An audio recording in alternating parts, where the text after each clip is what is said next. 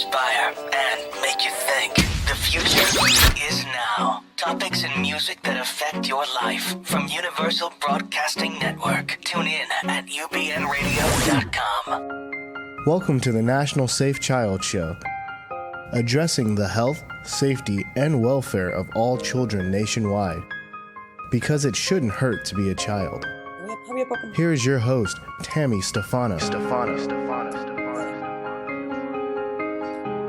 Hi folks, welcome to the National Safe Child Show. We have a heck of a show here for you today. We are pre-recording, and if anybody has been watching and following what's going on with Vaxxed, the movie that was started by Andy Wakefield and Del Bigtree. Robert De Niro got involved. He agreed to have the show be filmed at his Tribeca Film Festival, only to, within, 48 hours, folks, he had to pull the documentary out of Tribeca. This raised a lot of issues, and today we have Del Bigtree, who is kind enough to educate our listeners, the listeners who are concerned about the safety of children, and he's going to speak with us for a little while he's en route to many other interviews. They're just tugging at his coat because this is a topic that has to be discussed. This is Del Bigtree. Hi, how are you, Del? Thank you so much for joining the National Safe Child Show. How are you today? Very good. Thank you for inviting me. Our pleasure. So I want to jump right in. I know that you're limited with time, and I want to honor you, first of all, for taking on quite a big project, and a project of such seriousness that we needed somebody like you and like Andrew Wakefield, and we just honor you. So thank you very much. If we could delve right into just giving a brief synopsis as to how you got involved in this at all. For the last 6 years, I've been a producer on the daytime medical talk show, The Doctors. A really wonderful show. I got to celebrate the best that medicine has to offer, but I also always did stories, looking at things that are affecting the health of our society. I've challenged Monsanto, a company that makes Roundup or glyphosate, which has been ruled to be probably carcinogenic to humans. And that's being sprayed on 90% of our crops. And those are the types of stories that are very important for people to hear. And so what happened is, while working on that show, I heard about a whistleblower from the CDC. One of the top scientists stepped forward in the fall of 2014 and basically said we manipulated data, we threw out data, we concealed data on the MMR autism study that came out in 2004. And basically what it leads to is it looks like fraud has taken place at the CDC. And he's making very definitive statements, and that was alarming. So I pursued that story, and that's where I met Dr. Brian Hooker, who was the one that was talking to the CDC whistleblower and recording those phone calls. And he was working with Andy Wakefield. Andy Wakefield was the one that first started making a documentary out of this. So I got involved, and when I looked at what was happening, I looked at what the whistleblower was saying, and I looked at the data that he was providing to back up his statements, I realized that this is the biggest story in my lifetime. This is bigger than Watergate. Since this study came out, this apparently fraudulent study, over 1 million children have been diagnosed with autism. This is one of the fastest growing, most terrifying and dangerous epidemics in this country and in the world. And currently the CDC's official statement is we don't know what's causing it. That in itself is alarming. So, that's why I came to it. This was important. It was about saving children, which I'm passionate about. I have 2 kids myself. And not only do I want to protect them from vaccines that are dangerous, I want healthy, safe vaccines for them and all of their friends. I also do not want to see a world where they are surrounded by millions of autistic adults, which is where we're heading, This year alone, we will have 100,000 children born in this country, roughly, will be diagnosed with autism. We're building cities of autistic children that are going to be adults, and it's going to bankrupt this nation, and it's going to make it a very difficult place to live for our children, and the future of this country is at stake. Absolutely. I could not agree more. So let me ask you, do you feel that this is not so much an anti-vaccine issue, but more of a corruption issue? Absolutely. I mean, I think, that's exactly, first of all, the film is not anti-vaccine. It's alarming that virtually every review of it calls it anti-vaccine. I don't know why they're doing that. I don't know why when they see the movie, they're not seeing the same thing, or that every person that's coming out of the theater saying, wow, that's not anti-vaccine. We literally give solutions in the film to fix this very specific vaccine, the MMR, which is the only thing this film really talks about. We have ways we can fix it immediately. But you're right. What this film is really about, and I think given on being kicked out of Tribeca and dealing with censorship now, what we realize is the most terrifying part of this is government corruption, collusion with corporate interests. We've seen this, and I think the success of Bernie Sanders and Donald Trump really points to this. The American public have had it.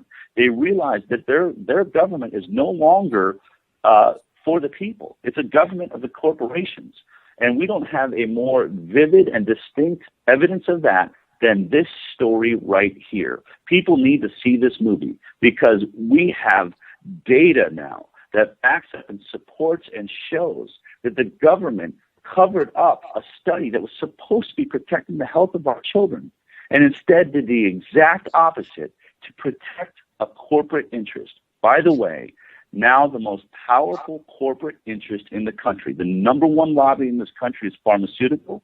They're paying for our politicians to get in office, and they're writing laws to mandate their products for every American citizen so you don't have a choice.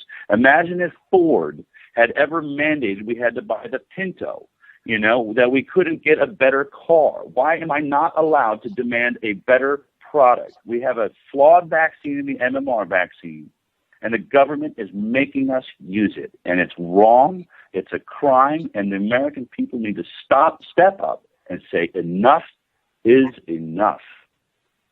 Enough is enough. Those are words that I often say because we often investigate child protective services abuses to parents, and this falls right into it because I can tell you many of the cases involve somehow the government finding out that parents who have never been in the system have opted out. We're losing the ability to opt out, or even to spread our vaccines out, or deliver the vaccines as we see fit to our children. It's a very, very scary moment in America because people, though they think they're fighting for the safety of their child when they support mandatory vaccine laws, they have to see what they're really doing. What you're saying is the government owns the body of my child, not the parent. If a parent can't do what's right based on their intuition and their instincts and their feelings for their child, and the government is going to override that, why would we ever give our government that power? Do we like the way the government handles the IRS? Do we like the way the government handles anything right now? Why would you give this government that is clearly so corrupted and so incapable of delivering decent, coherent ideas, why would you give this government control over your body with a law like SB 277 in California that basically says we have the right to vaccinate your child when, how, and how much we see fit. And we are allowed to add whatever vaccine we are convinced is good for your child. And what does that mean? Any vaccine the pharmaceutical industry pays a politician to put on the mandatory list. And I'm going to tell you, people don't realize it, there are 271 vaccines in the pipeline as we speak, just waiting for mandates that say we have no choice. We are about to become human ATM machines for the pharmaceutical industry to the tune of trillions of dollars. It is so alarming and so scary. But that's not really what my film is about. My film is still just about the government of the United States hiding the fact that one vaccine, the MMR vaccine, can be causally linked to autism based on information handed to us by the scientist that was doing the numbers, the top investigative scientists on the study. I didn't make this story up. Andy Wakefield didn't make this story up. The CDC whistleblower, Dr. William Thompson, has just changed this story. As a medical investigator, I was with everybody. We all believed the door had been closed on this. We believed it had been proven that vaccines were safe. And that's true. But you can never be so convinced. In the United States of America, our court of law is based on the fact of proof. And we can never be so sure that a case is sound that we refuse to listen to a new witness that steps forward, or we shirk our duty to investigate new forensic evidence. And that's what this film is about. That's what's happening right now. We have a brand new story. We have a brand new witness in Dr. William Thompson from the Centers for Disease Control, and we have brand new forensic evidence that he has provided us. And if you want to see that evidence and you want to hear his statements, you need to see Vaxxed, the movie, and you need to make up your own mind. Don't let people tell you what to see and what not to see. Don't let media tell you what to believe. It's your job to research yourself and make up your own mind. If you defer that ability, then you're giving up the most important natural truth that binds all of us together in the United States of America. Wow. I'll tell you,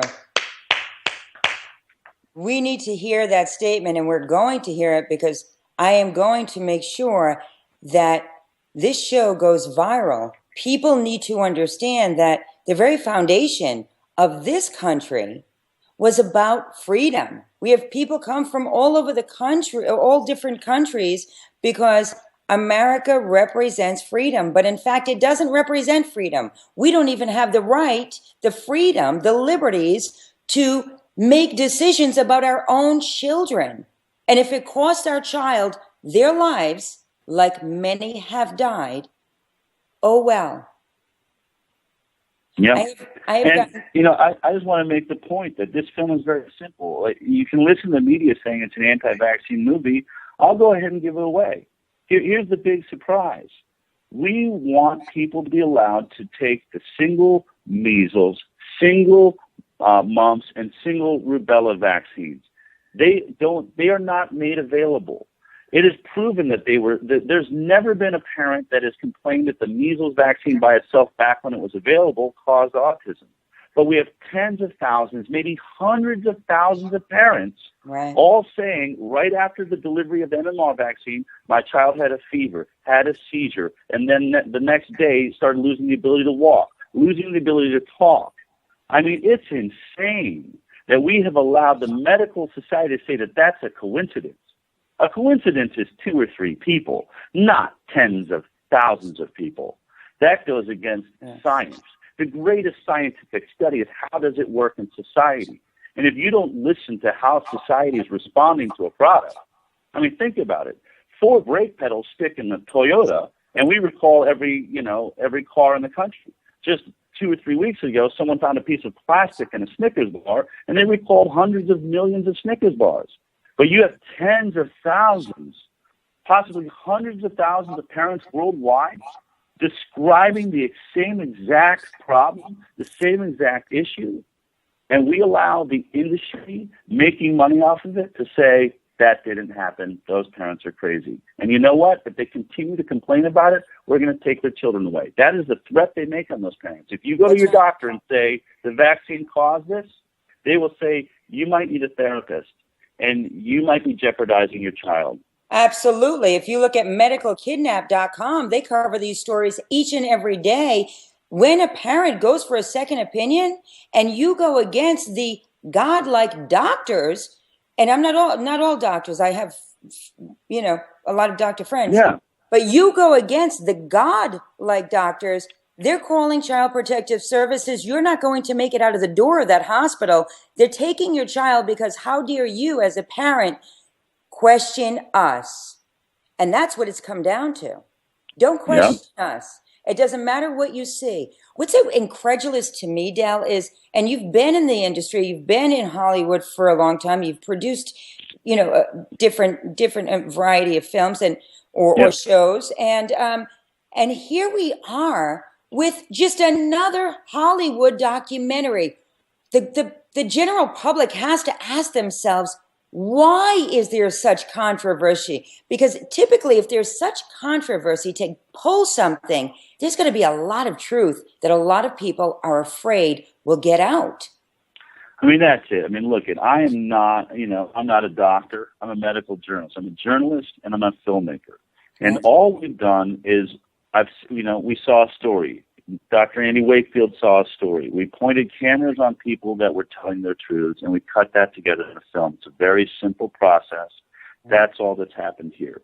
We have had films say that the President of the United States bombed the World Trade Center, a popular film that was played in almost every festival in the country and ran in every theater in the United States, and no one decided that was too bad a thing to say, and it aired and showed everywhere without any problem. What people need to ask themselves is, what is in this film that is simply calling for safer vaccines? What is it in this film that's getting it kicked out of festivals, making Robert De Niro have to deny truths in themselves and statements he's made, and now he's finally defending himself again and standing up for himself? But what is it in this film? Your curiosity needs to get to that answer, and it needs to get you in the theater to see this film. Because when you see it, you will know why they are afraid of this film and why they don't want you to see it. And they being the pharmaceutical industry and our government, is that correct?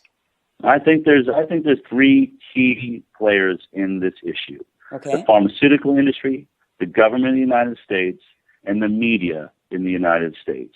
We had a whistleblower step forward and say that we are committing fraud in here, basically. We are manipulating studies. We're throwing out data. We're kicking kids off of study, all things that lead to a scientific fraud. And not one newspaper and not one news agency in this country thought that was a story that you should hear.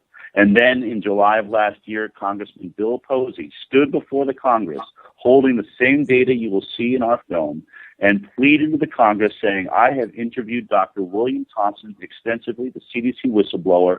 He has made statements that they rolled a big garbage can in the middle of the room and they threw out data. This is illegal. And he demanded that the Congress of the United States subpoena Dr. William Thompson so we can get to the bottom of what's happening inside the CDC. Not only has the Congress not done that job 7 months later, not a single newspaper and not a single news agency, not CNN, not Fox, not MSNBC, nobody thought that was a story. You've got to wonder what is happening in a country that's supposed to have free speech. Is that not a story? Whether it's true or not, does that not sell newspapers? Why didn't they pursue it?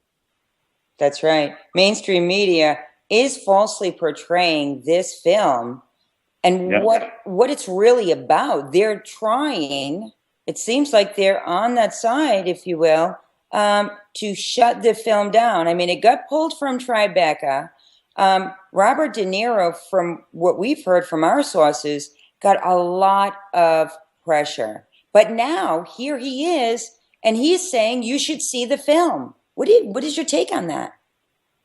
You're seeing the Robert De Niro that we've been in communication with for a couple months before the film ever was announced at Tribeca.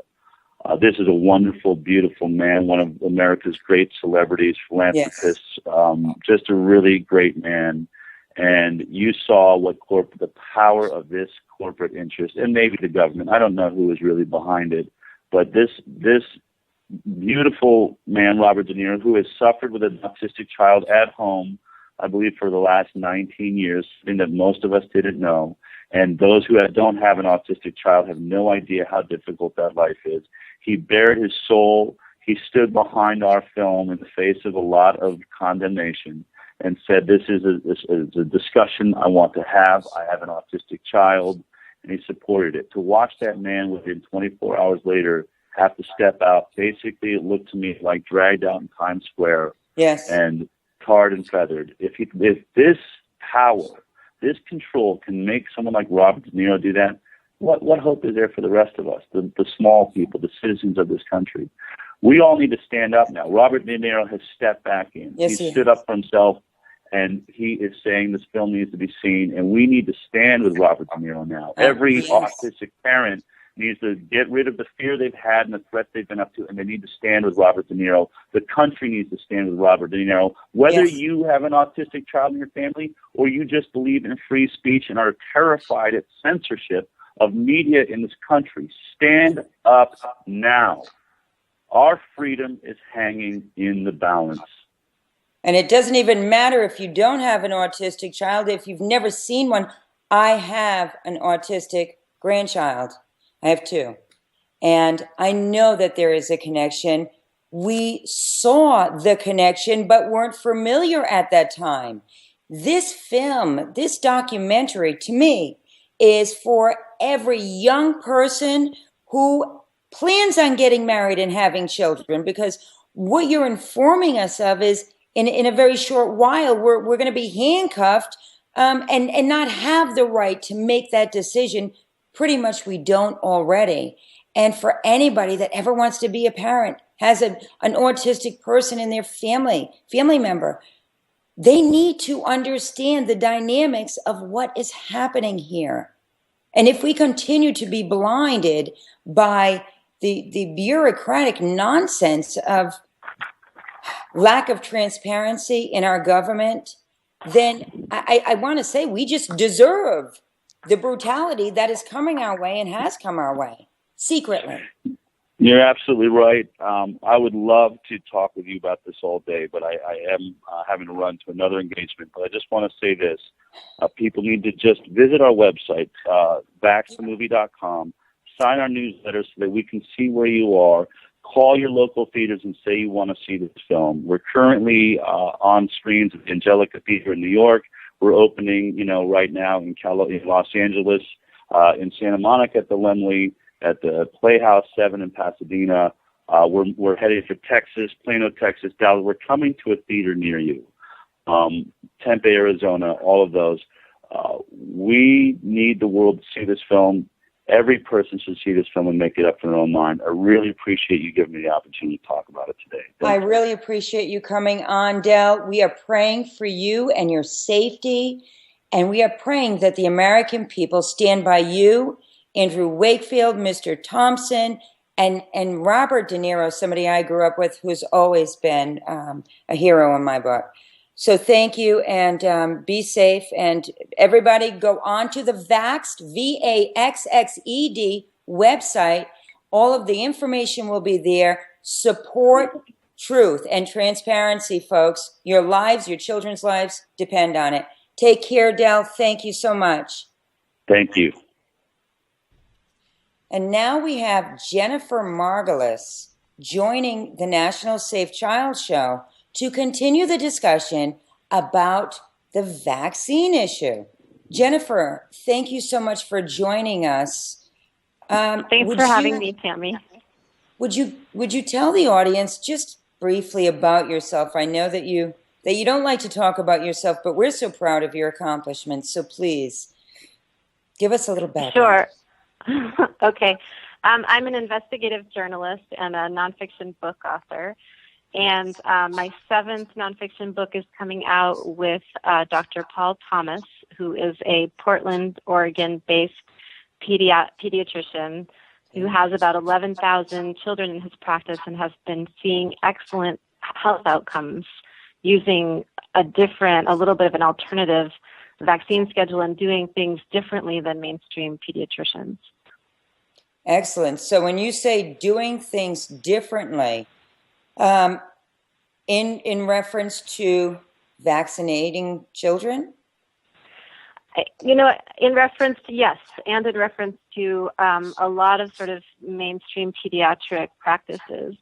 One of the most important things that Dr. Paul does is he talks to parents about all of the ways that we need to boost a child's immune system, so that there's just not one solution, there's just not one thing to do. So very early on, before children are even born, he talks about the importance of healthy eating and trying to eat real food and trying to eat organic as much as possible. And those might not be sort of sexy topics, but it's so important to understand that so many American children are going to the doctor with already compromised immune systems because they're not eating well, they're not outside enough, they're vitamin D deficient, they haven't been playing in the dirt, so they're not getting a healthy immune system.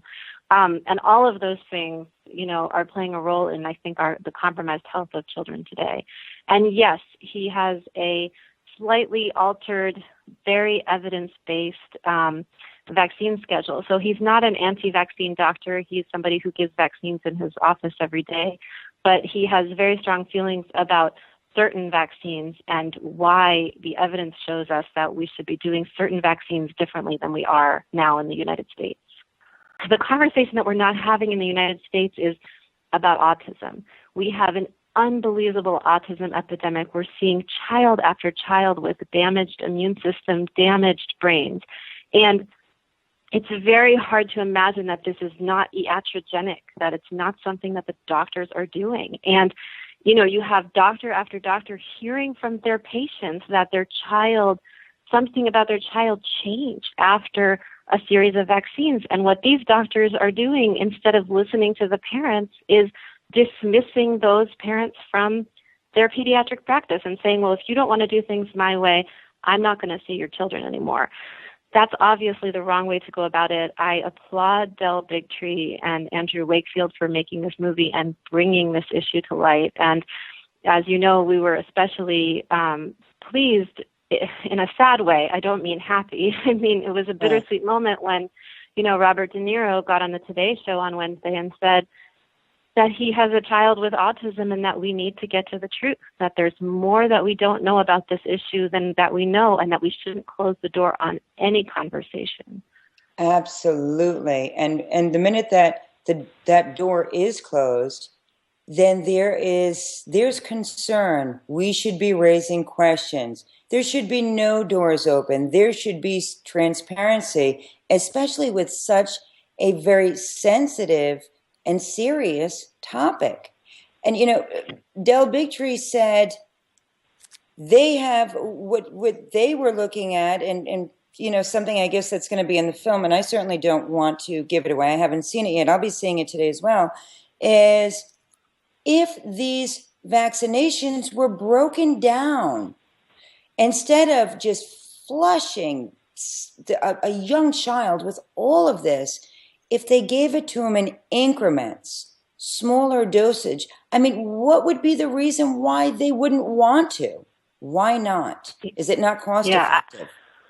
I think that there's no question that we're doing too many vaccines in this country too soon. We have, we have a medical system that's tied to a for-profit industry, and the sad truth is that the more vaccines you give a child, the more money people make. There's a huge economic incentive to do as many vaccines as possible.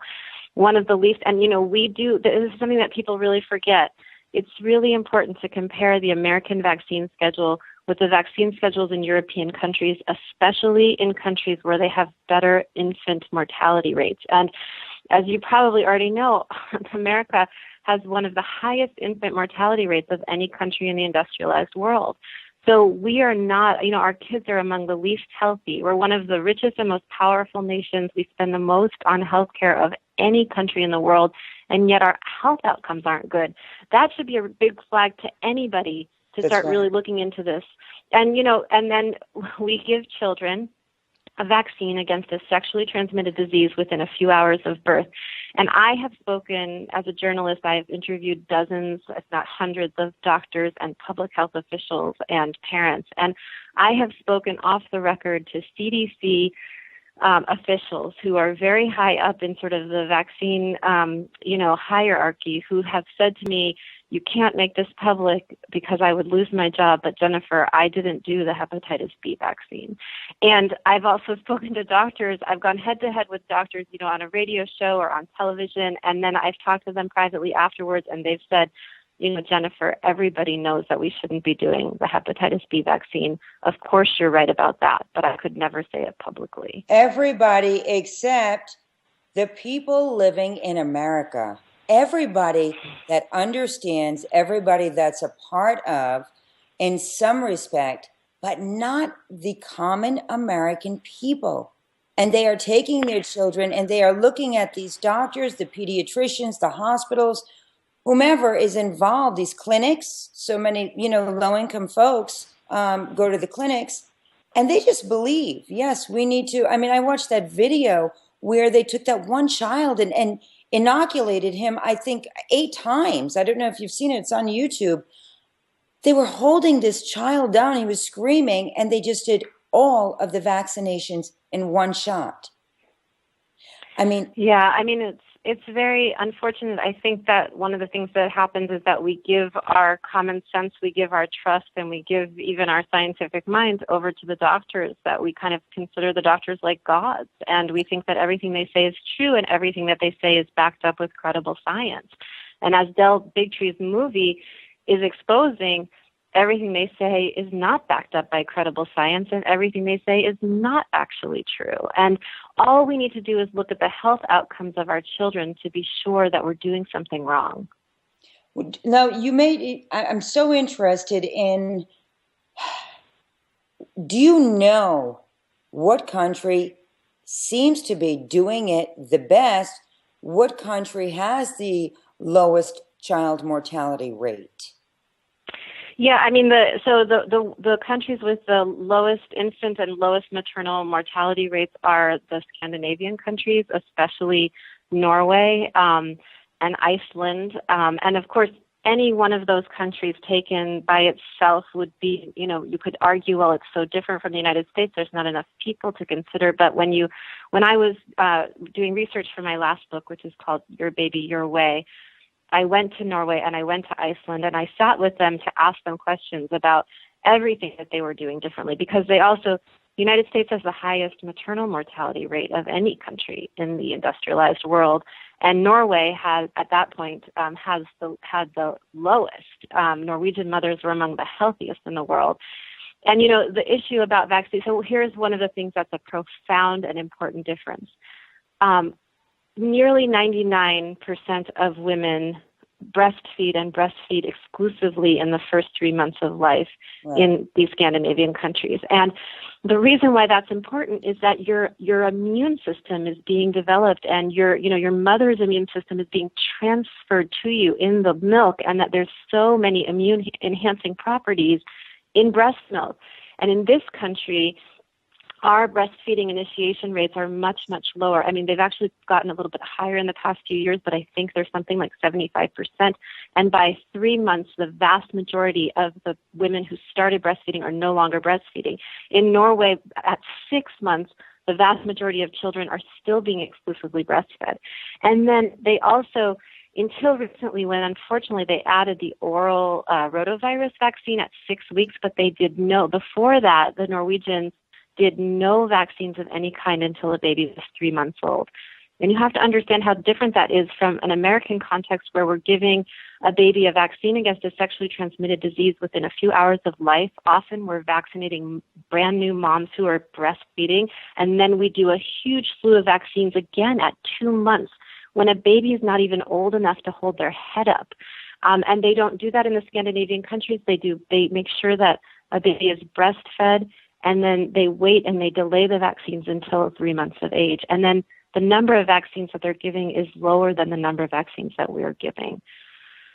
So there is a correlation, if only people would pay attention. Have you published this information? I mean, even if it was just a breakdown of what countries seem to be, and the numbers are showing that they're doing it right, and so that the general population can look and say, okay, because this isn't rocket science. If we have a diagram that shows a successful outcome, and then we have another diagram that shows dreadful results, then certainly we would want to follow the successful results. Yeah, well, you would think that would be logical, right? But you have to remember, I mean, there's so many issues that go into this, and everything I'm saying might sound right and rational to you, right? But it's so easy. But, often the most logical, rational, and science-based ideas are ridiculed, censored and vilified. So, for me to say that we shouldn't be giving a vaccine against a sexually transmitted disease to newborns unless the mother is tests positive for hepatitis B, and in that case it is absolutely warranted, that's not only logical, it's based on the best science, but it flies in the face of the CDC recommendation.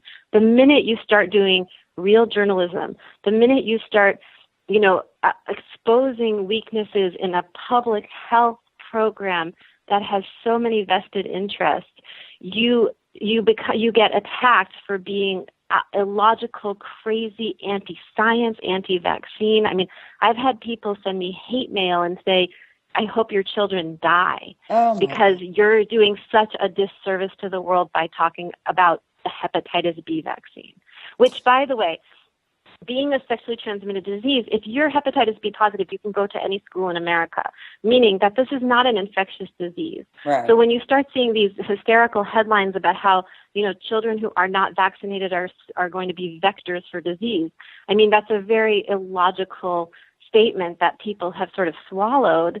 And it's actually, in the case of two of the vaccines on the schedule, tetanus, which is also not an infectious disease, and hepatitis B, it's a completely illogical and ridiculous and anti-science thing to say.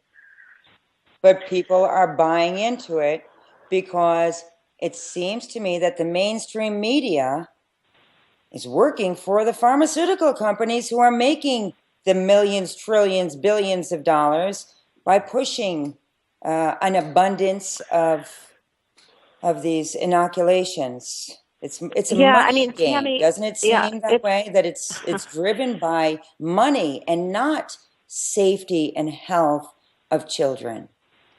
I think that there's some truth to that, although I would probably say it differently. I think the vast majority of journalists are profoundly uneducated on this topic. They haven't looked into it for themselves, and they say things like, well, I trust the government to know about this, which is interesting because if you think about the role of a journalist in a democratic society, journalists are supposed to be watchdogging the government. They're not supposed to be mouthpieces for the government. And unfortunately, although we do have some excellent journalism going on in this country, when it comes to the vaccine issue, instead of journalists doing their job, and remember, Robert De Niro said to those two journalists on the Today Show, you need to do your job. But instead of doing their job and actually getting to the bottom of some of these issues and exposing, just talking fairly about the controversy, because there's always going to be two sides to every argument, journalists have really sort of shut down. A lot of the mainstream media has shut down over these issues. And there's so many reasons for that. I mean, there are tremendous financial incentives. I honestly don't think that any journalist is saying, my radio station or my television station is going to lose their funding. But sometimes they will put together an absolutely excellent package, and then the higher ups, the producers, the directors of the station, for example, will actually get those phone calls. I mean, that happens, and that was exposed in Cheryl Atkinson's book, Stonewalled, which talks about sort of the sorry state of a lot of journalism and how she had to fight just to get accurate information into the press. Unbelievable. You just published a great article on Health Impact News, co-authored with Dr. Paul Thomas, the pediatrician that you have been speaking about, who seems to be getting it right and has a real passion to educate parents. And hopefully these parents, are sharing with other parents, and the conversation needs to spread rampantly at this point because our children's lives and health really depend on it. But you published this article, I'm looking at the name of it, Let's Find Out the Truth, and you both are in agreement with Robert De Niro. And you're saying, let's find out the truth about vaccines. Absolutely. So, here's what, I applaud Robert De Niro for being so brave and so honest on the Today Show, and so does Dr. Paul. And Dr. Paul was saying that he wants to stand on stage with Robert De Niro. And, of course, a whole slew of doctors are going to come forward, and they already have started, and say this is wacko, crazy stuff. But what is Robert De Niro saying? He's saying, something happened to my child around 12 or 15 months after the doctor's appointments. And what he's saying is something that literally hundreds of thousands of other parents have been saying. So our response to that is, what is really happening? We need to figure it out. And we have some very strong culprits in terms of what are some of the triggers for this brain damage that we're calling autism that we're seeing in our children. And, you know, one of the things may be the timing of the MMR vaccine. It seems that the MMR vaccine, which is 3 attenuated live viruses, a live virus vaccine, is particularly problematic for some children who are susceptible. We don't know who those children are. We don't know why. But we do know, based on a lot of evidence, that it looks like it's going to be safer for children to delay the timing of that vaccine, or like you were talking with Del Bigtree about possibly pulling those vaccines apart, which is something that was recommended in the 90s. You know, let's do them separately, and maybe we'll consider taking rubella and taking mumps off the schedule, especially rubella, which is no longer a disease that people can get in the United States. I mean, it's been considered eradicated. There were headlines in the CDC that rubella has been eradicated in the U.S. So why would our children still be forced to have to take this vaccine? It's very illogical. It's so unbelievably illogical that that we have this idea we have to do it just in case. That's like saying you should walk around town wearing a seatbelt even if you're not driving, just in case decide to get into a car. That's right. And, you know, actually part of the work that I do is looking at hundreds of cases all over the country involving child protective services. And I will tell you, Jennifer, they take on that attitude. Well, let's take the child away just in case. I mean, I have said, wait a minute, we're not dealing with crystal balls here. When a courtroom, when a judicial system comes in under the premise of just in case, we have a real situation here in our country. And they're doing it's really this disturbing. Yeah, across the board. They're doing it with the vaccines. I mean, rubella is eradicated. Well, just in case it ever decides to return, you know. Yeah, there's something else that I should point out, Tammi, which is that it's also possible that something else is going on in those visits. There's a visit at 12 months and there's a visit at 15 months. I mean, you have to understand that children are getting between 6 and 8 vaccines at that visit. So it may be something to do with the MMR. It may be something to do with the cumulative effects of so many vaccines on an already damaged or weakened immune system. And it may honestly be acetaminophen. So acetaminophen is the main ingredient in Tylenol. And one thing that no one at the CDC has been looking at seriously that they really need to is how much cumulative science we have about the ill effects of Tylenol, pediatric Tylenol, in the present. Basically what it does, what we understand from the mechanisms is that Tylenol depletes the body of glutathione, which is like nature's mop, which is what helps you get rid of toxins. So if a child is exposed to toxins, but a child is able to flush those toxins from their body, there really isn't a problem, right? Like people will say, well, there's arsenic in apple seeds. It's absolutely true. There is. But are you going to get arsenic poisoning from eating apples? Of course not. So it's the dose makes a difference and the susceptibility makes the difference. And if you are giving, because many, many doctors, I would even hazard a guess that most doctors in the United States say, oh, just give him a little Tylenol before he comes in for his shot. That way he won't spike as high a fever, right? They tell you, they're basically giving you advice that is going to ensure that your baby's child could be damaged. What I mean is that they're giving you advice that will make it so for some children, your body is not going to be able to rid itself of the toxins that the baby is then being exposed to. And reason... Yeah, I understand that. So in all essence, if there are any toxins, if there is a problem caused, we've been given a God almighty immune system. We're created to where our bodies naturally work to deplete the toxins from our bodies. But if the very toxins that need to be pushed out, you are then given medication that ensures that they stay corralled. I mean, that's like a bomb. Absolutely. And if you look at the cumulative evidence that we have against acetaminophen, there is enough science that's already been done in the 1990s, in the 2000s, and now this year, I mean, in the 21st century as well, that suggests that there's enough that the Food and Drug Administration should be putting a ban on this medicine. It's an over-the-counter and prescription. It's in over-the-counter and prescription medications. It's in over 600 medications, many of which we give to children. We know about the cumulative effects of liver damage that it causes. That is completely not controversial. And, that's actually a problem for children because often parents don't realize that it's in the cough syrup and it's in the allergy medication, and then it's also in, the pediatric Tylenol. But there is enough evidence, both epidemiological and clinical and in vitro, meaning those lab experiments, that we should take, that the Food and Drug Administration should be responsible and use the precautionary principle and take acetaminophen off the market. That's one of the things that Paul and I argue in our piece that we were talking about in response to the movie Vaxxed. Right. So, health impact news, I was not educated, I'm ashamed to say, about acetaminophen until I started looking at some of the articles on Health Impact News. And it's really informative, folks.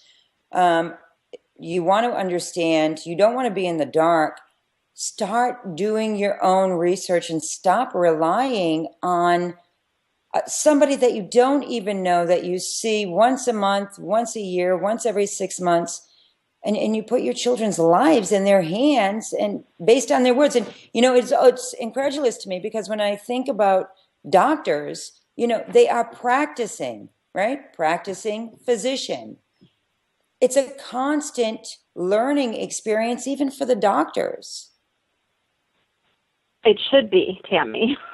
And a good doctor like Paul Thomas is always changing his practice and always reading the most current scientific literature and always learning more. I mean, he's such a great example because, for example, his first biological child was born by a C-section. And now, he's a C-section dad, and then his wife went on to have 2 healthy VBACs, so vaginal birth after C-section. Oh. And if you talk to him about it, despite coming from a very strong medical model and not even considering giving birth outside the hospital, he'll now tell you, because of his exhaustive reading and talking to parents and talking to moms, he'll now tell you that he thinks probably the safest and the best place to have a baby is in a freestanding birth clinic or even at home. And it's a rare doctor who can look so squarely at all of the best existing evidence and come to a conclusion that is very different from the medical model that he grew up in. And that's how every doctor should be. I mean, every doctor in America should be open-minded to all information. So if there's alternative health practices that they don't know about or that they don't agree with, instead of responding to those with anger and frustration and closing down their minds, they should say, okay, here's a parent who tried acupuncture and she said it worked. Let me educate myself about acupuncture. Let me be curious about this. Let me talk about it. Let me find out about it. Unfortunately, Western medical practitioners often don't take that approach. Well, something very interesting is the Child Protective Services industry. There's thousands of cases across the country where when a parent does take that approach, Jennifer, they lose their children. When a parent says, I don't know about what you're saying, Doc, it might be right, but I think I'd like to get a second opinion. And there have been parents that don't make it out of the doctor's office, and Child Protective Services is there, and they are removing their child. I mean, that's real. And there are thousands of cases. So it's like 6 of one, half dozen of the other. We need to get the American people, the people that live in America, corralled and have everybody stand up for the right to make whatever decision that they want. I mean, short of any harm to any other person, naturally. And we should be, instead of spending the billions of dollars in in so many ridiculous areas that don't benefit the people here in this country. Why don't we put out this information and make it easily accessible? You know, I couldn't agree more. And I mean, the last book that I wrote, Your Baby, Your Way, it's about taking charge of your family's health. The subtitle is Taking Charge of Your Pregnancy, Childbirth, and Parenting Decisions for a Happier, Healthier Family. And one of the chapters is about well baby visits. And it's funny because I didn't write about Child Protective Services coming in, but I did write about how so much you can bring a super healthy baby to the doctor for a well baby visit, and you can leave with a very sick and immune compromised baby after the doctor's visit. And so, I mean, you know, I urge medical providers from every background and every education to be open-minded and to listen to parents. So if a child has a problem that their medical model isn't able to solve, there's nothing wrong with looking for other solutions, right? I mean, the point should be that we all want the best health. But I also think that, and, you know, most parents do this anyway once you've had one child. I mean, when you have one child, you are terrified that something's going to happen, and it's hard to be secure and confident in your choices. But after you've had several kids and you realize that they kind of grow like weeds in spite of you, you stop going to the doctor so much, you stop relying on them so much. But there was an excellent book that was written in the 80s that I think of as a classic, which is called How to Raise a Healthy Child in Spite of Your Doctor. And that book was written by Robert Mendelsohn, who was a very well-loved medical doctor, MD. And, you know, so much of what he writes about is that basically staying away from modern medicine is going to keep your kids healthy if you're doing things like making sure that they are eating healthy food and that they get to run around and that you're reducing their stress levels and they're outside in the sun. I mean, these are, you know, fact-based, proven approaches to lasting immunity. And Absolutely. It sounds so simple, but I live in a very progressive town of 20,000 people who pride themselves on being forward-thinking. And if you go and look at the lunch that these kids are eating at school, you're going to be hard-pressed to find them eating real food. I mean, the crisis that we have in this country of kids not eating food can't be overstated. So it's definitely an uphill battle.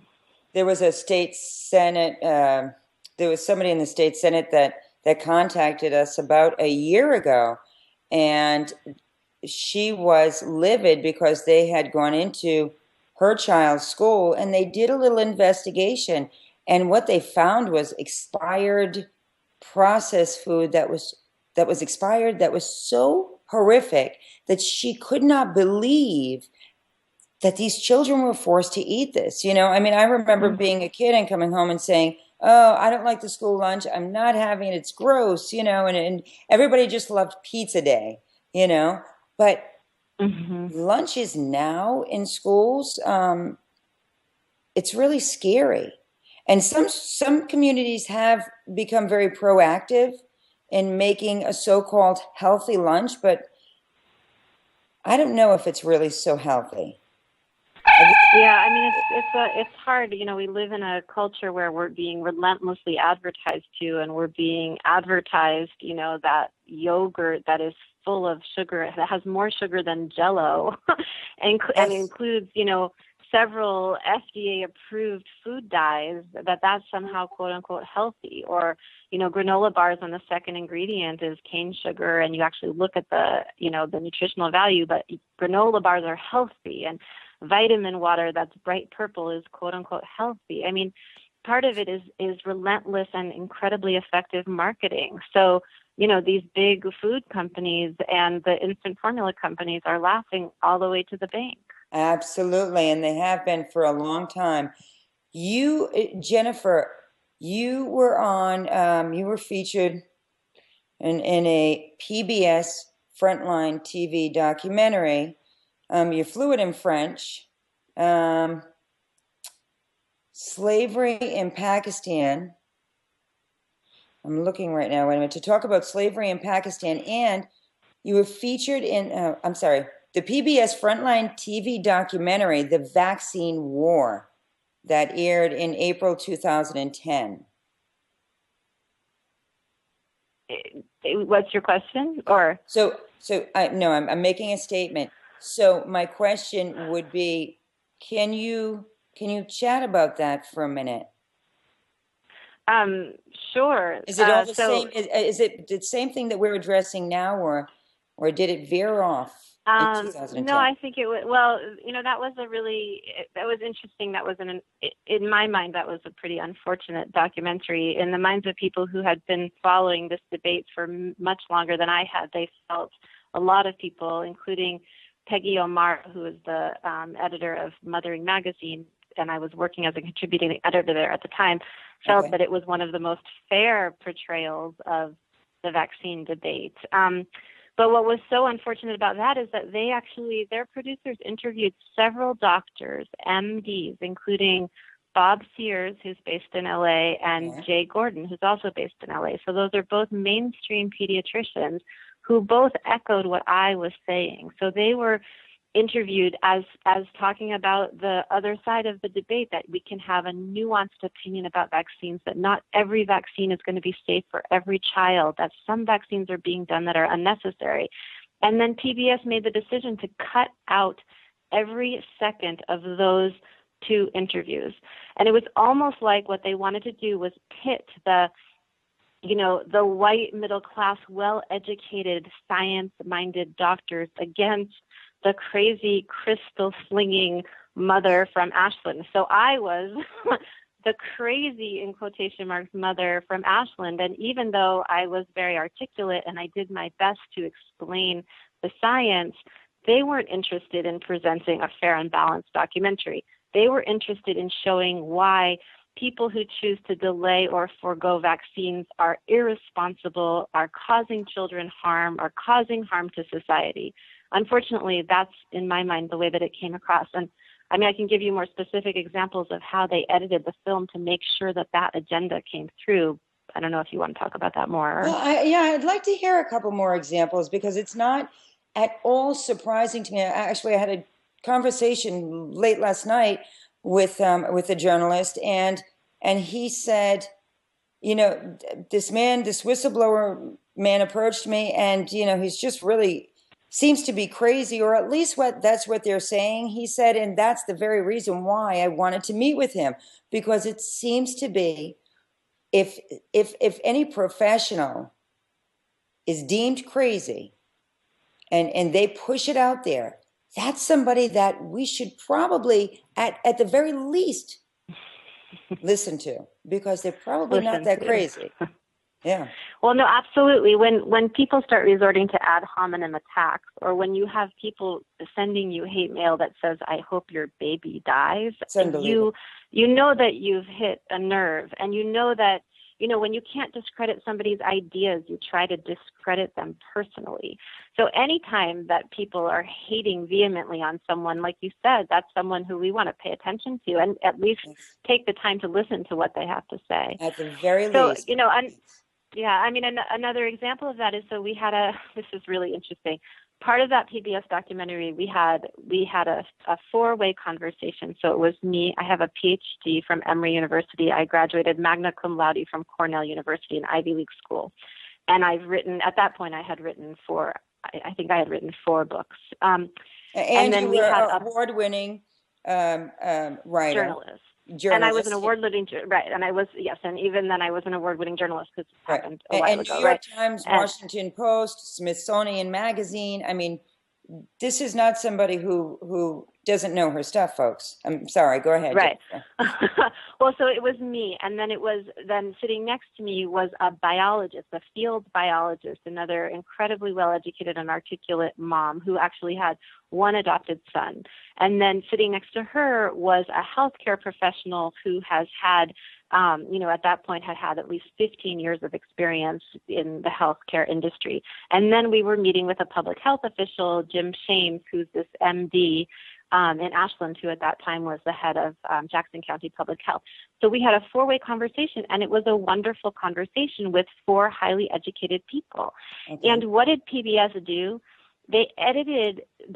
First of all, they didn't identify any of the moms by their credentials. So we were, they were just being identified as sort of flighty moms, these Ashland mothers. And then as if that's the only thing that was important about them, which is often what happens in these debates, I will say. Yes. And then they cut everything. They didn't use any of the footage from that conversation except one sentence that I said that made me look like a selfish jerk. And honestly, taken out of context, I did sound like a selfish jerk. If you had heard what I had said, any of the things that I said before or after, you would have realized that I am the farthest thing from selfish and I'm the farthest thing from a jerk. But they did that very pointedly, and they made us, frankly, look as stupid as they could. And it was very hard to do because we were a room of very intelligent people. And in fact, after the camera stopped rolling, the doctor said, "Wow, Jennifer, the three of you know a lot more about this subject than I do." Wow. And as you can imagine, that was not part of the conversation about, the current vaccine schedule.